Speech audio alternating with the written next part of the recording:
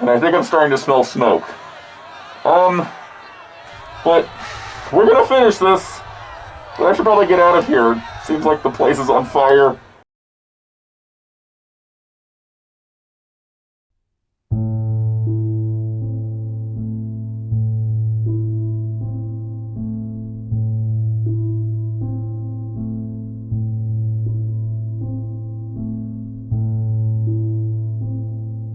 Just kidding, I'm alive! And curse-free. In fact, when the fire consumed my entire body, I reconstituted myself somehow and no longer cursed. You're probably wondering, how do you know you're not cursed and gonna, turn into, a Gillman next? The answer is, you don't get to know. That's for me to know and for me not to disclose on camera, so you can guess in your own ways. But today is the penultimate, the next to last episode of the Month of Monsters.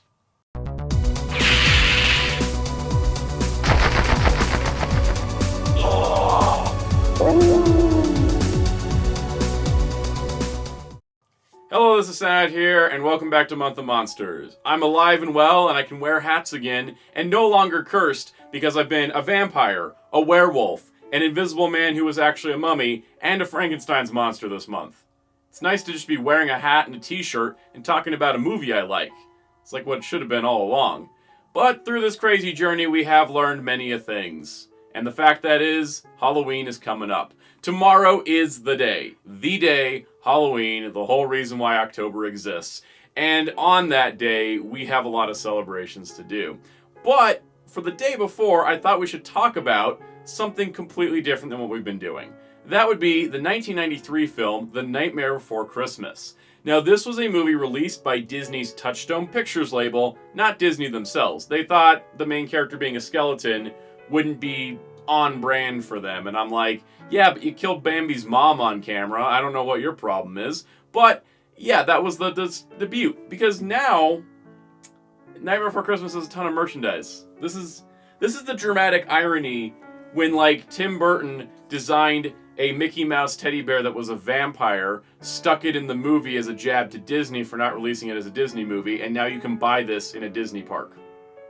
Sometimes life catches up to you fast, but the thing with this film is that it has inspired many. It is quite a popular movie, and I, of course, have a ton of merchandise for it. It's one of my favorites of all time.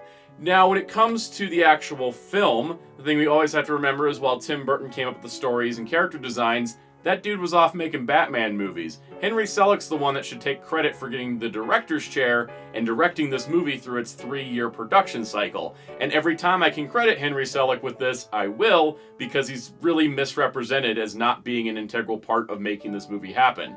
Tim Burton was the ideas guy, Henry Selick implemented those ideas. And on that, the overall film is just a gorgeous piece that has just transcended time. It's almost 30 years old now, and it's gotten to the point where it's become a Halloween and Christmas staple. For example, Disneyland transforms their Haunted Mansion into a Nightmare Before Christmas overlay all the way from September through January, which is a heck of a long time of the year, but it fits the entire Halloween and Christmas season into it. So, what is the thing about this movie that I really appreciate? Well, it's the character of Jack Skellington. Hence how, 90% of this is Jack Skellington.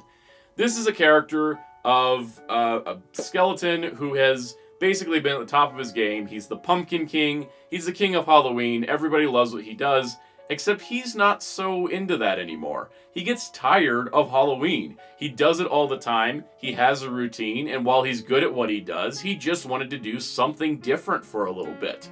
And so he ends up kidnapping Christmas and making it into a giant disaster that probably wasn't good for everybody, but it renewed his interest in doing what he always loved doing and putting everything right. And if that isn't a metaphor for the entire reason I made Month of Monsters, then I don't know what is. So in terms of Jack Skellington merchandise, I thought for this episode, instead of just looking at one figure or a couple figures, let's look at every piece of Nightmare Before Christmas merchandise that I have, and specifically look at how much of it is Jack Skellington, because, well, I really resonate with the character. And on that note, we're going to run through these sort of fast, because I still want to make this a nice, digestible video. But let's look at my Jack Skellington and Halloween Town Nightmare Before Christmas collection. So when I was in Disneyland back in 2018, I found these really cool Jack Skellington mouse ears, but I like that they put the Spiral Mountain on here and 0 on here. So it's got a lot of the evocative imagery of the movie while also looking like you're wearing Jack Skellington for a hat. Here we have a plush of Jack Skellington. This was released not at Disney, but at Spirit Halloween. He's fairly large. I mean, he is lengthy. Here we have the Pumpkin King, which is the Pumpkin King form of Jack. This was a Disney store plush. But yeah, it's kind of a nice one. You know, it's kind of cool because Jack is the Pumpkin King form in the opening number only, but it does get quite a bit of merch. So we have a plush of Sally, also from the Disney store. As you can see, she looks pretty nice. Jack's companion 0, also got a Disney plush. He's 0, he's cool. Here we have the mayor. The mayor doesn't get as much merch as Jack and Sally and Oogie Boogie do, but here's the mayor. He's got, you know, the happy face and then the sad face on the back. He's really neat. So we have the Oogie Boogie plush, also from Disney. This is, of course, he's green to represent his blacklight dance number. Really just neat little plush, full of stuffing. Like he's a packed little pillow. So every once in a while, Disney will throw out a nice little random one we don't expect, like Wolfman. Wolfman, of course, is a werewolf based on, you know, pretty much like every werewolf. Love this guy's design. Love the look here we got going on. You've probably already seen this guy. He's been in the introduction set for like all of Werewolf Week and a few others. He's pretty cool. Then I mentioned him in the opening. Here is the vampire teddy bear, another Disney plush, which is again really ironic because this design was basically put in just to mock Disney because he's got the Mickey Mouse ears and everything. Love this devilish little guy. He's just a joy, and I love his little like cape thing, and he's just ready to like chase children down on Christmas. It's fantastic. The last of the Disney plushes, here is the snake, another one of the Christmas toys. This is like quite a lengthy plush, as you can see here. He is that delightful snake that ate a Christmas tree. And what's also fun is he's also a puppet. He's not just a plush, and he can just like nom down that Christmas tree, and that is fantastic. Here's one I picked up at Walgreens this year. It is the Harlequin.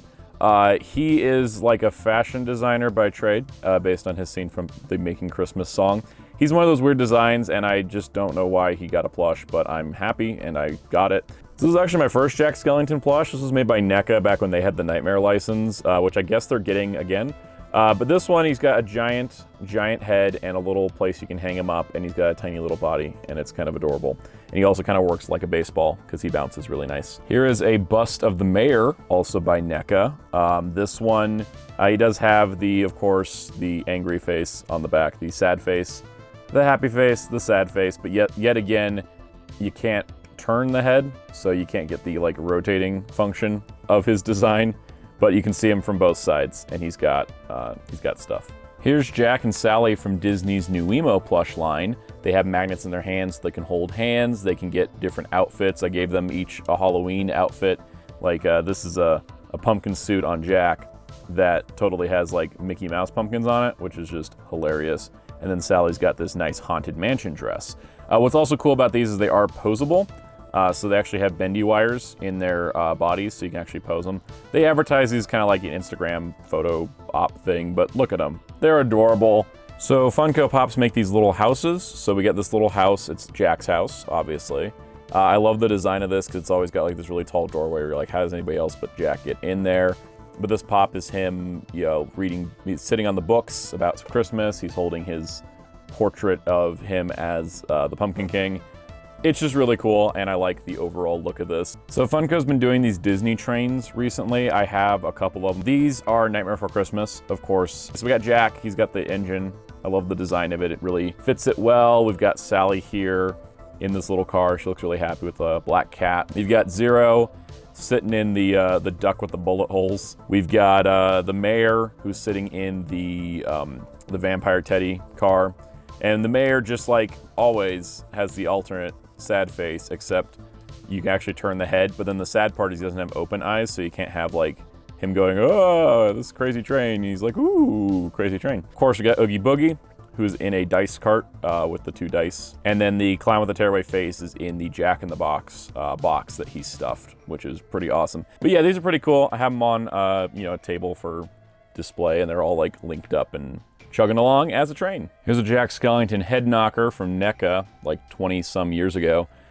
He's got bobblehead, and then Zero also bobbles, which is pretty cool. Here's a candy tin I bought at Disneyland. It's got Jack on it, nice bone design. It's, you know, coffin shaped. It had sour gummy worms. Those are pretty cool. I ate those in like 10 minutes. Here's a Jack Skellington race car that was from, I think it was a Funko mystery box of stuff. He's in like the coffin that he used as Sandy Claus. Has like the actual like skeleton head on it. It rolls.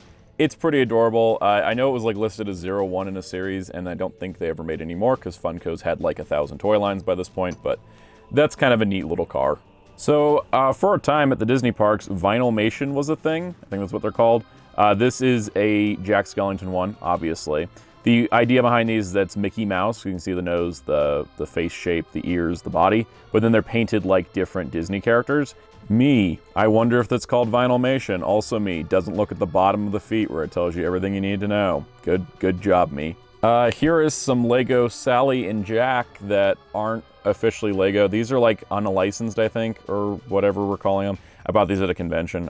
They're like, just so you know, these aren't like legal Lego. I'm like, yeah, that's fine. I don't care. Here's a Jack Skellington sketchbook ornament. This was a Disney store. It's got Jack. It's got Zero on it. It's pretty cool. He's in front of the fountain that he comes out of from the Halloween Town. This is Halloween scene. But what's pretty cool is you can turn this on and there's a little light from the fountain. That's nifty. I don't use this as a Christmas ornament. I just kind of set it on a shelf because it's flat. So Disney Infinity was a video game that just as it got good, Disney like publicly executed it. It was really sad. I own every single Disney Infinity figure. I love the art style. I loved the way that the characters looked, and I loved playing the games because especially version 3 was like the best. Nobody else got made, just Jack. I think maybe some power discs. I don't have all the power discs. But luckily, these designs didn't go completely away because for a time, Disney had another toy line, which was called Disney Toy Box, which is done in the same art style. So if we have this guy here, he's like a 5-inch action figure compared to the little static figure, but you can see they're the same type of designs. And this was really cool, and it was great because you could pick these up at Disney stores. And the line was pretty affordable. It's just you needed to have a Disney store, and then Disney publicly executed Disney stores. And now we don't have those in most places. And the line is mostly just multi-packs and repacks with the occasional new figure here and there. It's kind of a bummer because I did like this line. But here's Jack. Out of all the Jack Skellington figures I have with joints, this one feels the sturdiest. So I actually feel like I can pose him a little bit, and he's not going to be like breaking on me, which is great. Love it. I do know there was a Santa Jack. I just wasn't able to get it because my Disney store never got it. And then my Disney store closed, and I never ended up buying it off the website. But here's Zero. Zero looking all cool. I like that that is his accessory pack in. Yeah, really cool Jack Skellington figure. It's the only one I don't have to worry about like posing around with. So we've been looking at Jada Toys' articulated action figures lately, but they used to do stuff like this, which was just basically like 1-inch tall die-cast figures. Is where I got to know them from. And of course, they did a series of Nightmare Before Christmas. So first of all, they have this nice little diorama of Jack's house, which you can see has the moon, the spiral mountain, Jack's house. I put Zero here. We got Sally down in the pumpkin patch. And the little gate actually opens on this, which is pretty cool. And then, yeah, so we got that. We got some variations of Jack over here. Of course, we've got the Pumpkin King version, the pajamas, the Santa Claus, and of course, regular Jack with arms crossed.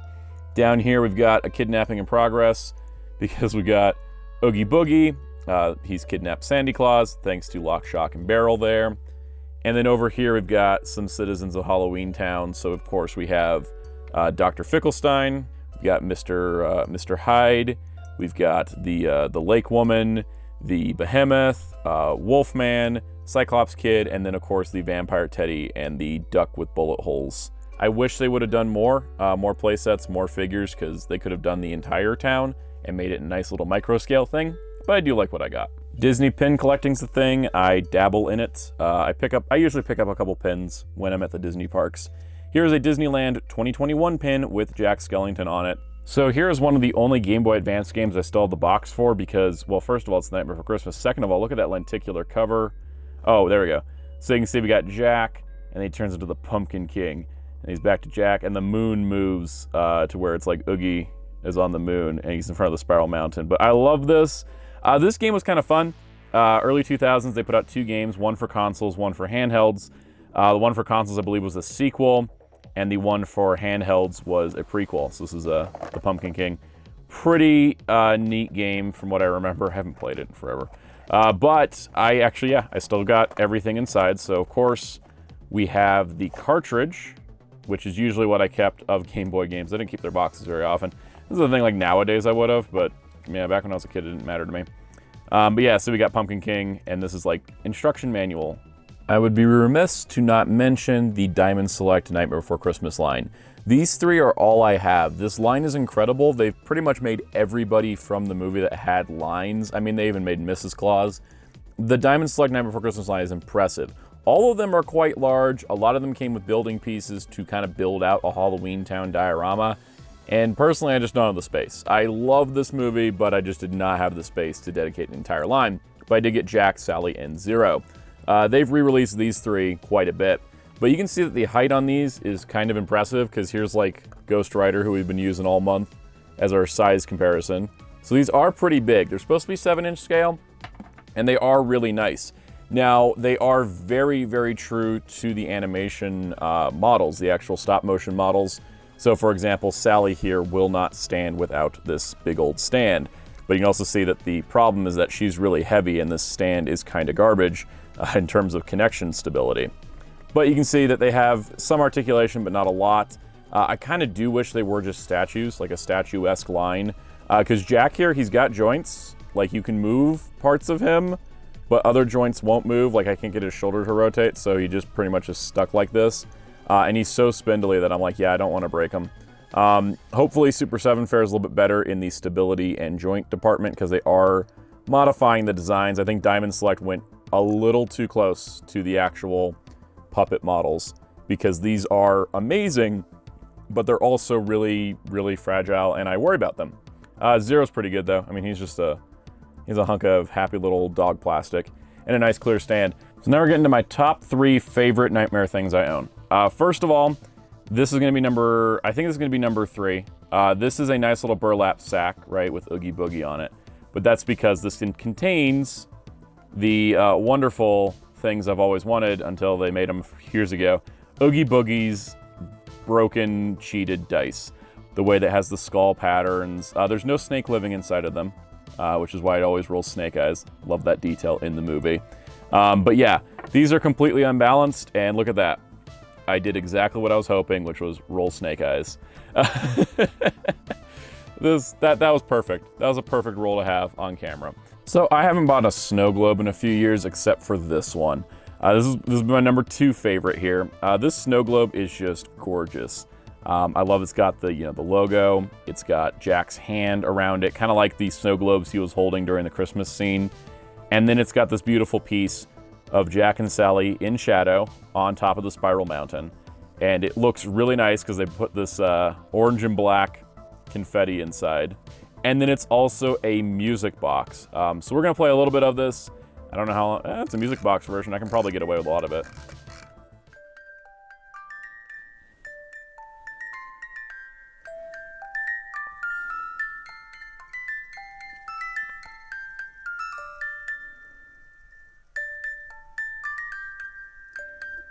And my number 1 favorite piece is this Jack Skellington bust.